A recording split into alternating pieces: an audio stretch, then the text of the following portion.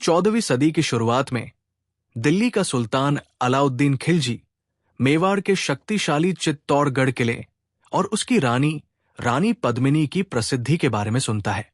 पद्मिनी को पाने की तीव्र इच्छा और साम्राज्य विस्तार के लिए वो 1303 में एक विशाल सेना के साथ चित्तौड़गढ़ पर चढ़ाई कर देता है और लंबी घेराबंदी शुरू करता है। महारावल रतन सिंह के नेतृत्व में राजपूत योद्धा और किले के लोग 8 महीने तक बहादुरी से किले की रक्षा करते हैं।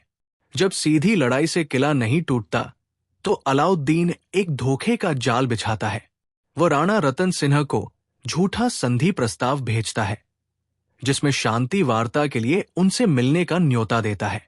राजपूत मर्यादा और विश्वास पर भरोसा करते हुए राणा रतन सिंह इस प्रस्ताव को स्वीकार कर अलाउद्दीन को अपने महल में मिलने बुलाते हैं। संधि की बातचीत के दौरान किंवदंती के अनुसार अलाउद्दीन की नजर रानी पद्मिनी के जल में बनते प्रतिबिंब पर पड़ती है। इस एक झलक से उसका जुनून और भी बढ़ जाता है। इस घटना के तुरंत बाद छल से अलाउद्दीन राणा रतन सिंह को बंदी बना लेता है और रानी पद्मिनी को सौंपने की मांग करता है। इस पर रानी पद्मिनी और उनके वीर चाचा गोरा और भतीजे बादल एक योजना बनाते हैं। वे पालकियों में सैनिकों को छिपाकर अलाउद्दीन के शिविर में भेजते हैं। एक भयंकर झड़प के बाद गोरा अपने प्राणों का बलिदान देकर राणा रतन सिंह को छुड़ाने में सफल होते हैं। राणा रतन सिंह के छूटने से अलाउद्दीन क्रोधित हो उठता है और किले पर अंतिम भीषण हमला करता है। राजपूत सेनाएं कमजोर पड़ जाती है। जब हार निश्चित हो जाती है तो महारावल रतन सिंह और उनके योद्धा साका का निर्णय लेते हैं।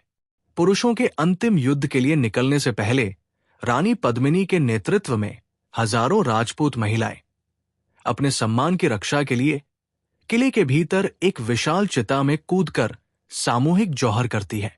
वे पवित्र अग्नि को गले लगाकर अपमान से बचती है।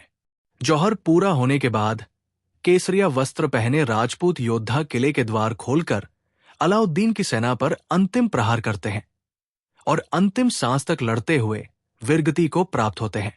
26 अगस्त 1303 को अलाउद्दीन खिलजी अंततः चित्तौड़गढ़ में प्रवेश करता है, लेकिन उसे राख और वीरांगी के अलावा कुछ नहीं मिलता। यह घटना राजपूतों के असाधारण शौर्य, उनके सम्मान के प्रति अटूट निष्ठा और बलिदान की एक मार्मिक गाथा बन जाती है जो सदियों से याद की जाती है।